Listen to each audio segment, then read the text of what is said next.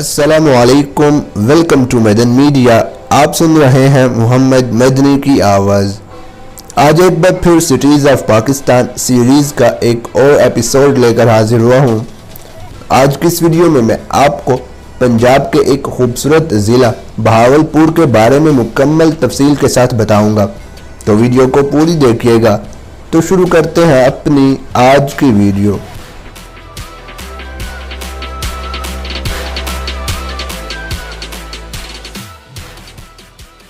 बहावलपुर ज़िला सूबा पंजाब के अजला में से एक है और यह शहर ज़िला का दारुल हुकूमत भी है। सन 2017 की मरदमशुमारी के मुताबिक बहावलपुर की आबादी 7,60,000 से ज़्यादा थी, जो इसे पाकिस्तान का 11वां बड़ा शहर बनाती है। बहावलपुर शहर 246 किलोमीटर स्क्वायर के रकबे पर फैला हुआ है और यह सतह समंदर से 181 मीटर की बुलंदी पर मौजूद है।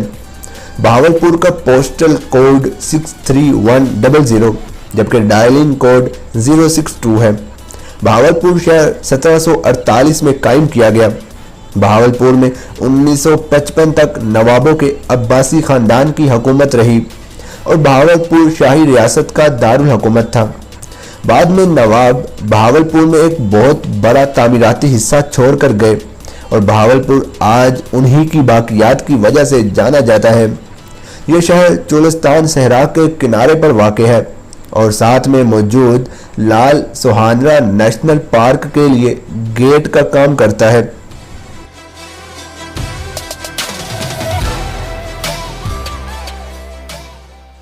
ये एरिया जो अब बहावलपुर कहलाता है, बहुत सी पुरानी कौमों का घर था। बहावलपुर का इलाका वादी सिंध की कदीम तहजीब के खंडरात और कदीम बुद्धमत मुकामात जैसा कि पतन मीनारा पर मुश्तमिल है। बरतानवी आसार कदीमा के माहिर सर अलेक्जेंडर बहावलपुर के खित्ते को महाभारत की यहूदिया सल्तनत का घर करार देते हैं। बहावलपुर शहर के क़याम से पहले इस इलाके का बड़ा हिस्सा उच्च शरीफ का मुकद्दस शहर होता था।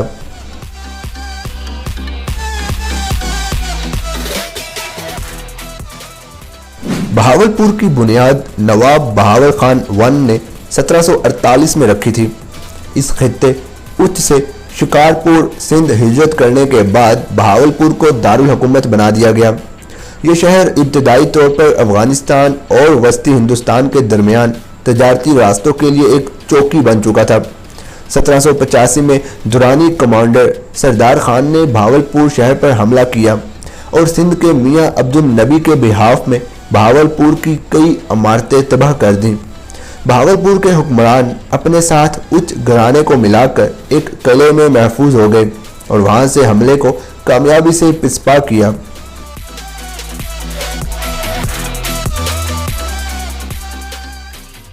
बहावलपुर सल्तनत की बुनियाद 1802 में नवाब मोहम्मद बहावल खान II ने रखी, जब दुरानी सल्तनत टूट गई। 1807 में सिख सल्तनत के रंजीत सिंह ने मुल्तान का मुहासरा किया और मुहाजिरीन को बहावलपुर हिफाजत की तलाश के लिए निकलने पर मजबूर किया, ताकि मुहाजिरीन की आड़ में रंजीत सिंह की फौज बहावलपुर पर हमला कर सके, मगर रंजीत सिंह नाकाम रहा और उसकी फौजें पीछे हट गईं। बहावलपुर हमेशा से एक चौकी का किरदार अदा करता रहा। मुगलिया सल्तनत के जवाल और खुरासान सल्तनत के जवाल के मौका पर कई लोग बहावलपुर आकर पनाह गजीन हुए।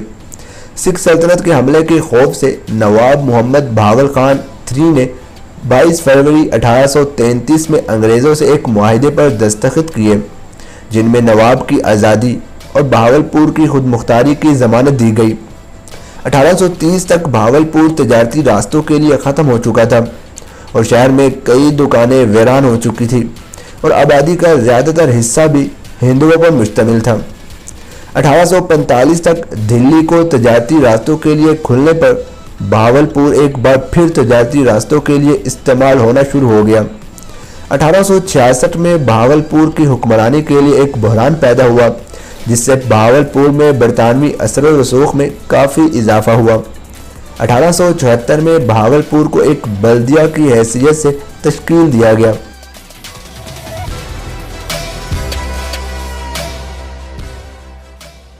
1947 में पाकिस्तान बनने के ऐलान के बाद रियासतों को पाकिस्तान या हिंदुस्तान में शामिल होने का इख्तियार दिया गया। शाही रियासत भावलपुर ने 7 अक्टूबर 1947 को नवाब सादिक मोहम्मद खां अब्बासी की क़यादत में पाकिस्तान में शमूलियत इख्तियार की।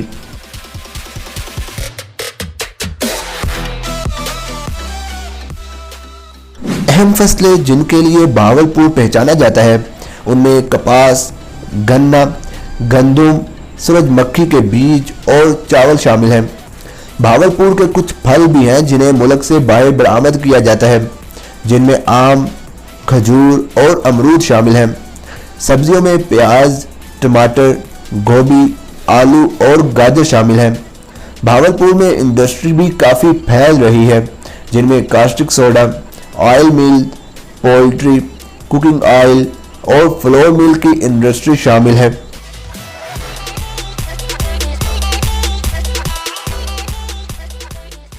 ज़िला भावलपुर को इंतज़ामी तौर पर 5 तहसीलों और 107 यूनियन काउंसिलों पर मुश्तमिल किया गया है।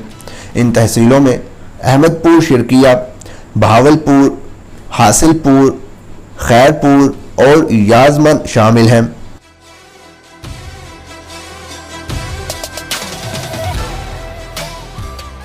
सन 2017 की मरदमशुमारी के मुताबिक इलाके में सबसे ज़्यादा यानी कि 64% बोली जाने वाली ज़ुबान सराइकी है। इसके बाद 28% पंजाबी और फिर 5% उर्दू ज़ुबान बोली जाती है। इसके अलावा इलाके की 98% आबादी मुसलमान है और माइनॉरिटीज़ में सबसे ज़्यादा 1% हिंदू हैं।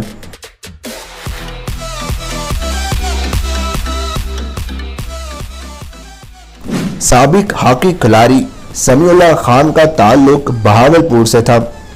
साबिक जर्नलिस्ट और प्रोड्यूसर दुर्दाना अंसारी का ताल्लुक भी इसी शहर से था। तो ये थी मेरी आज की वीडियो, जिसमें मैंने आपके साथ बहावलपुर शहर की मुकम्मल डॉक्यूमेंट्री आपके साथ शेयर की। आप इस हवाले से क्या कहना चाहेंगे मुझे कमेंट सेक्शन में लाजमी बताएं। वीडियो अच्छी लगने की सूरत में लाइक करके ज़्यादा से ज़्यादा लोगों तक शेयर करें। मज़ीद ऐसी वीडियोस के लिए मेरे चैनल को सब्सक्राइब करके साथ लगे घंटी को क्लिक करके ऑल पर कर दें, ताकि आपको मेरी हर वीडियो का नोटिफिकेशन टाइम पर मिल सके। Thanks for watching.